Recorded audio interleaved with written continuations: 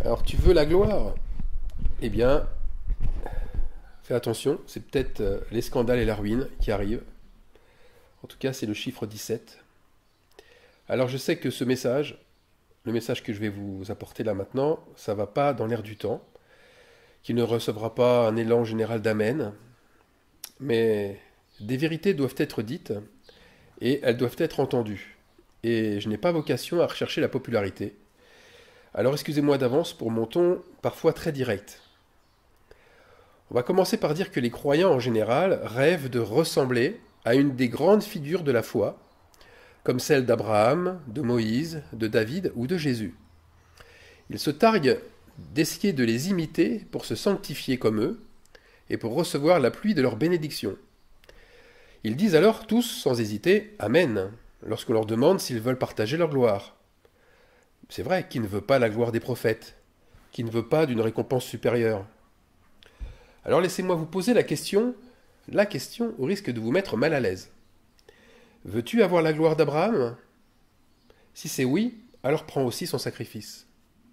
Tu seras vieux, tu auras autour de 75 ans avant que Dieu te parle, tu seras un réfugié comme Abraham l'était en Égypte, dans un autre pays, pour toi sans doute, ton épouse, ta femme, sera longtemps stérile comme Sarah, elle sera convoitée par tous, partout où tu iras, eh bien, elle sera convoitée à cause de sa beauté, mais sois prêt aussi à sacrifier ton propre enfant lorsqu'enfin tu verras la bénédiction s'accomplir.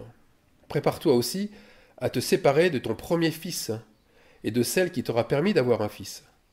Sépare-toi aussi de ton frère de sang, comme Abraham l'a fait avec Lot. Et n'oublie pas que tu feras alliance avec un peuple étranger, considéré comme maudit, Abimélec, un Philistin. Et tu vivras longtemps sur les terres d'un peuple étranger, comme un nomade, en n'ayant jamais ta propre terre ni ta propre maison. Alors préfères-tu plutôt avoir la gloire de Moïse? C'est vrai, mais prends aussi son sacrifice. Ça veut dire abandonne tes privilèges, tes richesses, ton or, ton argent, ton rang, ta situation qui te met au plus haut socialement. Sois prêt à être renié par ta propre famille adoptive, par ton frère, et pourchassé à mort par lui, et à diriger aussi un peuple qui te vénérera au début, mais attention, qui deviendra rebelle, qui contestera tout le temps, qui se plaindra tout le temps, et qui en plus sera idolâtre.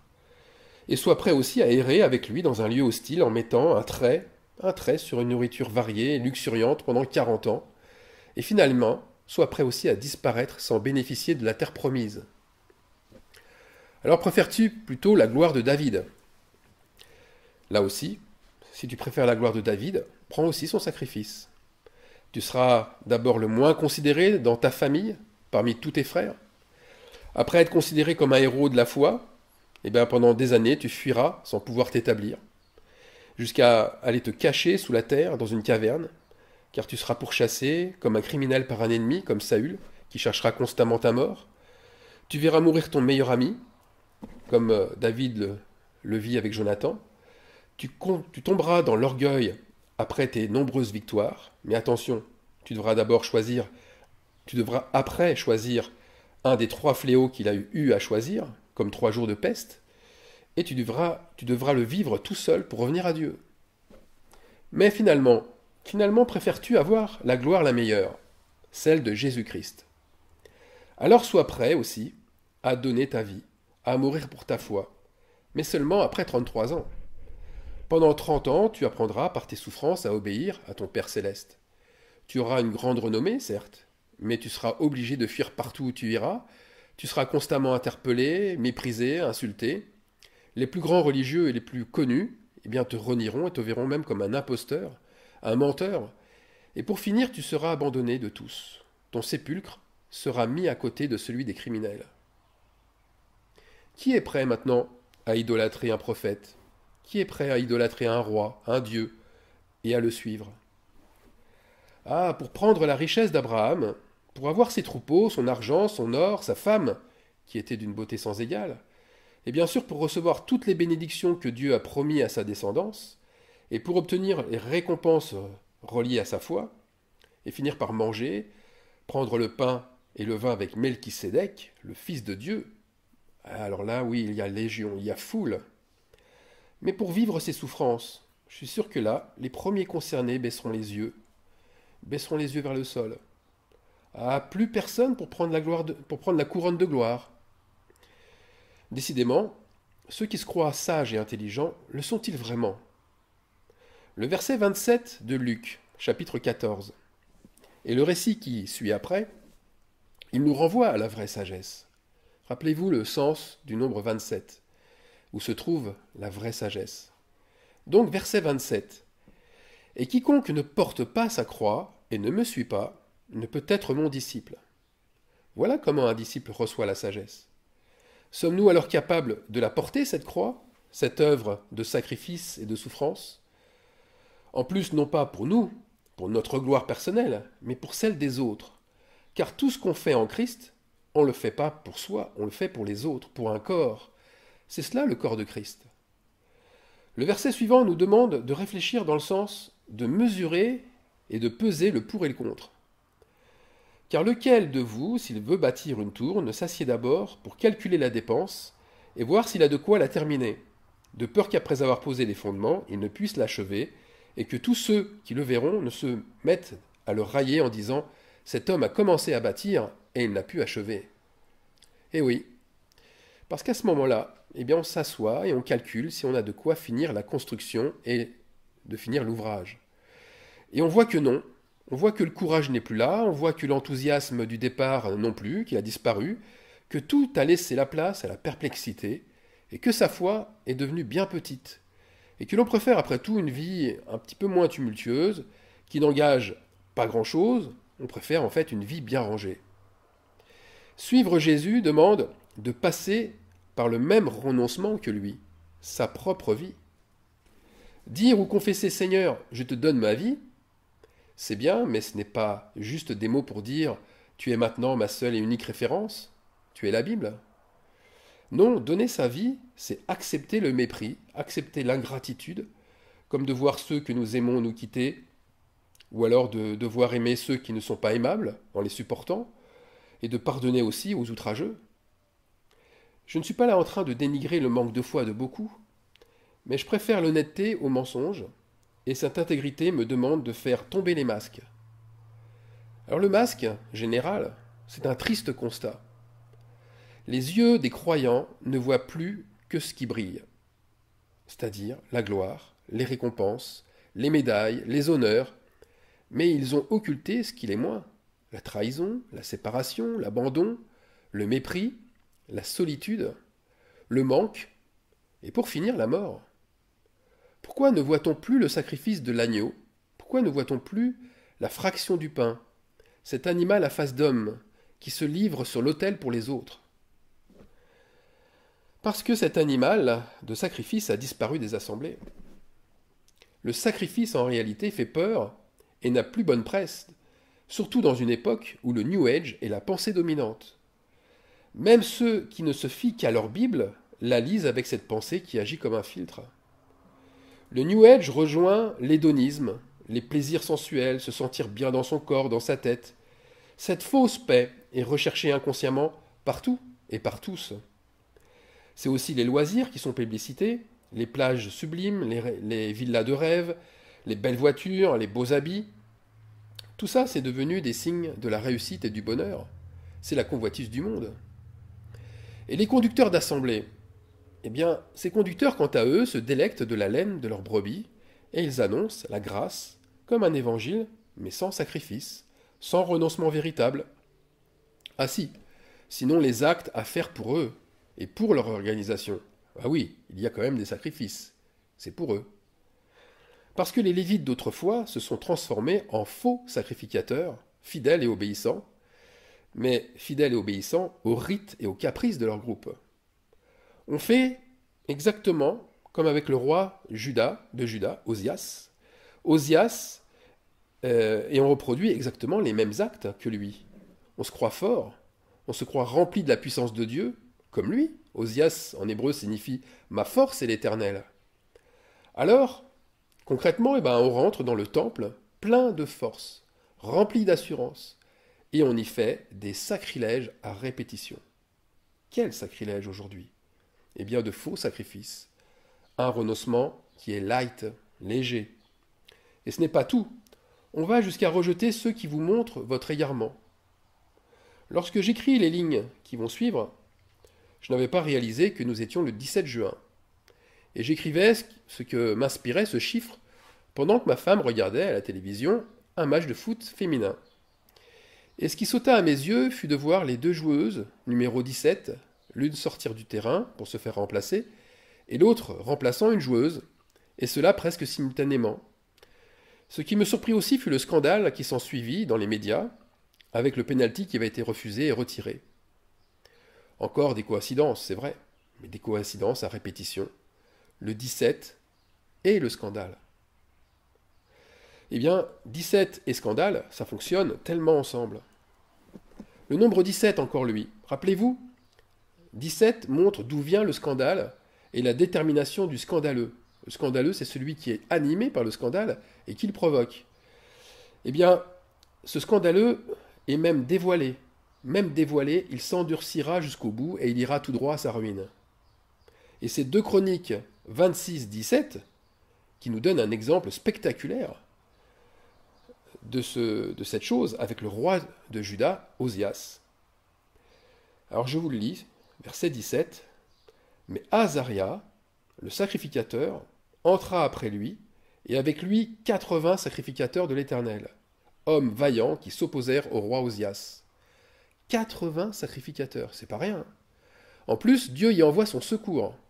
Son secours, c'est Azaria. Hazar, en hébreu, qui signifie secours, et Yah, qui signifie Dieu. Eh bien, même avec le secours de Dieu, il n'arrive même pas à faire fléchir les genoux d'Osias et à le ramener à la raison. C'est fou cette obsession des orgueilleux à vouloir toujours avoir raison, même quand ils ont tort. Maintenant, les versets 17 continuent à nous révéler ce qu'est exactement la ruine, et toutes les formes de ruine différentes que Dieu a mises en réserve pour un peuple qui refuse le sacrifice. Que risque-t-il ce peuple? Une légère remontrance peut-être? Quelques désagréments? Je dirais plutôt une liste impressionnante de malédictions. Mais pas que. Car derrière la ruine d'un peuple, il y a aussi sa part de honte et de réparation. Ils répareront les torts causés aux autres en bénissant ceux qu'ils auront considérés comme leurs ennemis. Alors la ruine, vous allez voir, ce n'est pas juste un mot ou une situation. C'est un processus lent, multiple, et le livre de la Genèse, et je dis bien le livre de la Genèse dans son ensemble, il illustre parfaitement ce processus qui va des causes du scandale à son dévoilement jusqu'aux conséquences ruineuses et pour finir par sa réparation. Alors la cause principale de tout scandale d'abord, eh bien ce sont les ténèbres. Les ténèbres qui agissent lorsque l'on se prend pour une lumière pour présider au jour ou à la nuit. Genèse 1, 17. Cette cause induit un acte privilégié, la désobéissance. Et la désobéissance consommée, elle produit la mort. Genèse 2, 17. Ensuite, leur terre est maudite, leur travail est pénible. 3, 17. Leur ville est aussi maudite, car elle est construite par le fils de Caïn. 4, 17. Les jours de leur vie et de leurs fils sont comptés. Genèse 5, 17. Leur déluge, la terre entière périt. 6, 17. La durée de leur épreuve est longue et pénible. 40 jours elle dure. Genèse 7, 17. Leur semence est maudite. Le serpent et son venin se propagent de génération en génération. Genèse 8, 17. Pourtant Dieu ne cesse de leur rappeler son alliance, à eux aussi. 9, 17. La conséquence sera la division, la dispersion de leur assemblée. Genèse 10, 17. Leur assemblée qui sont au sein même d'un peuple élu. Héber, ce nom c'est le père du peuple hébreu. Genèse 11, 17. Alors ils sont à l'origine des grandes catastrophes. 12, 17. Mais aucun lieu, aussi saint soit-il, ne sera épargné de la ruine. Genèse 13, 17. Alors qu'eux aussi, il faut le dire, ils partagent de grandes victoires de foi, comme le roi de Sodome l'a partagé avec Abraham. Genèse 14, 17. Mais l'obscurité profonde et la fournaise fumante, voilà ce qui les divisera. Genèse 15, 17. Parce que l'incrédulité signifie se rire des promesses de Dieu, et ça c'est leur quotidien. 17, 17. Ils connaissent leur ruine, puisqu'elle leur est annoncée par prophétie. 18, 17. Et résultat, ils fuiront pour échapper à la mort, ou peu seront épargnés. Genèse 19, 17. Leur stérilité, l'impuissance les frapperont fort. 20, 17. Il y aura des cris de souffrance de la part de leurs enfants assoiffés. Genèse 21, 17. Et ils seront soumis à un peuple béni. 22, 17. Le legs de leur propriété se fera au profit des consacrés. 23, 17. L'assemblée prospérera à partir de disputes, de querelles et d'oppositions. Genèse 26, 17. La trahison se fera par leurs proches. 27, 17. Leurs égarements les pousseront à des actes religieux spectaculaires. 28, 17. Ils devront travailler dur et longtemps pour obtenir ce qu'ils désirent. 29, 17. L'exaucement des prières sera pour les autres, pour les rejeter, les délaisser, les laisser pour compte. Genèse 30, 17. Ils agiront en ayant la peur au ventre, la peur de tout perdre. Genèse 31 et 32, 17. Ils seront corrompus au point d'accepter tous les compromis. Genèse 34, 17. Ils auront beaucoup de difficultés à avoir des nouveau-nés, autant spirituellement que naturellement. Genèse 35, 17. Ils comploteront contre leurs frères, les poussant à se sacrifier à leurs dépens. 37, 17. Ils abuseront de manigances en tout genre. 38, 17. Surtout par de faux témoignages. 39, 17. Ils connaîtront la chute de leur chef. 40, 17. Leur emprisonnement aussi. Genèse 42, 17. Mais ils seront confrontés à ceux qu'ils ont persécutés. Genèse 43, 17. Ils deviendront leurs serviteurs. 44, 17. Ils verront celles et ceux qu'ils ont délaissés être nourris par Dieu. Genèse 46 et 47, 17. La maison de la bénédiction sera sur une autre tête que la leur. Ils ne recevront pas, eux, un héritage aussi prestigieux. 48, 17. Car ils ne sont pas tombés, comme eux, à la renverse, face aux assauts du serpent. Genèse 49, 17. Enfin, au bout du compte, ils finiront par demander pardon pour leurs offenses et leurs crimes. Genèse 50, 17. Alors le bilan de ce chiffre 17, c'est que le Graal, qui est tant recherché et convoité par ce peuple, qui est livré au scandale, le Graal lui a échappé. Et pour finir, ce Graal s'est même retrouvé dans les mains de ceux qu'ils avaient eux-mêmes ruinés et qu'ils avaient eux-mêmes considérés comme méprisables. Alors, me direz-vous, mais pourquoi autant de détails dans les sacrilèges ? C'est pour nous mettre en garde, c'est pour nous alerter. Si nous nous retrouvons dans une même situation qui a été décrite dans tous ces versets, plus de 40 situations décrites au verset 17 de la Genèse, ça veut dire ne persistons plus, mais réagissons plutôt et vite pour ne pas sombrer, pour ne pas se laisser sombrer. Alors n'y voyez surtout pas des attaques du démon ou des attaques du diable. Ça sert encore à fuir les problèmes au lieu de les affronter avec justement responsabilité. Car, comme Job 5, 17 nous le souligne, et il nous le souligne au trait rouge, heureux l'homme que Dieu châtie. Ne méprise pas la correction du Tout-Puissant. Il est si facile de se laisser égarer par nos mauvais penchants. Car l'effort, comme la souffrance, je le répète, l'effort comme la souffrance, c'est devenu synonyme d'échec. Souffrir pour Dieu, c'est devenu une honte. Ou bien alors, c'est devenu une bêtise, car la doctrine du salut a été salie par un mensonge. On n'aurait pas compris, ou on n'aurait pas saisi la portée de ce que le Fils de Dieu a fait sur la croix. Voilà le mensonge. Mais la vérité est tout autre. C'est que l'on dissimule des sacrilèges en cachant son état affaibli, en poudrant son visage malade ou vieilli, en souriant comme un comédien pour cacher sa tristesse, en mentant pour ne pas dire sa souffrance, tout cela pour paraître régénéré par l'esprit. Mais quel est cet esprit qu'il y a derrière ? Un esprit de mensonge ? C'est celui du malin, celui qui est venu pour égorger et détruire ? Jésus dit à ses disciples, il est impossible qu'il n'arrive pas des scandales, mais malheur à celui par qui ils arrivent. Ce passage de Luc 17, encore 17, mais c'est plus qu'un simple avertissement. C'est une trompette. Et je dirais plus encore, c'est une des plus importantes trompettes de Dieu.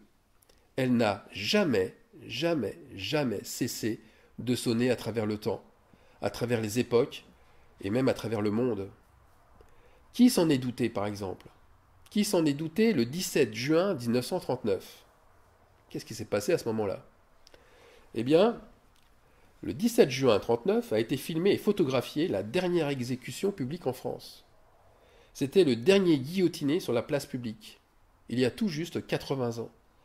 Cette dernière exécution a provoqué le même scandale que les horribles crimes de ce tueur en série.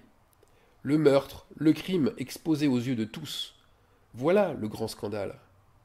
Et que dire aussi de ce scandale mondialement connu qui éclatera, plusieurs années après, le 17 juin aussi, mais 1972.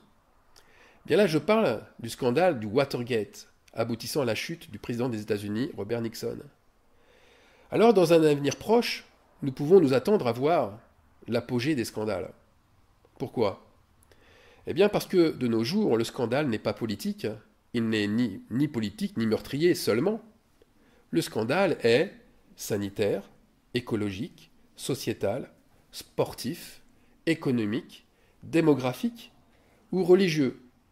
En tous les cas, cette semaine, comme une coïncidence, les médias n'ont pas arrêté de divulguer des scandales en tout genre. Alors je pose la question suivante. Mais dans quel secteur n'existe-t-il pas de scandale? Ça ira peut-être plus vite, hein? Tous les secteurs sont touchés, tous. Alors, à l'image de ce qui s'est passé, encore, le 17 juin, mais cette fois-ci 1940, où le maréchal Pétain, nommé président du Conseil, fit un discours sur l'armistice, où ce maréchal réclamait la reddition de la France face à l'Allemagne, sa capitulation, c'est-à-dire s'en remettre à l'ennemi, ne plus lui résister. A priori, rien de bien scandaleux au premier abord. Un soulagement pour une France désarçonnée par la guerre. Mais regardez bien ce soulagement, il n'a été que de courte durée, puisque les sacrifices entrepris ensuite ont été nombreux et interminables. Ce fut ce que certains historiens nomment le début des années noires.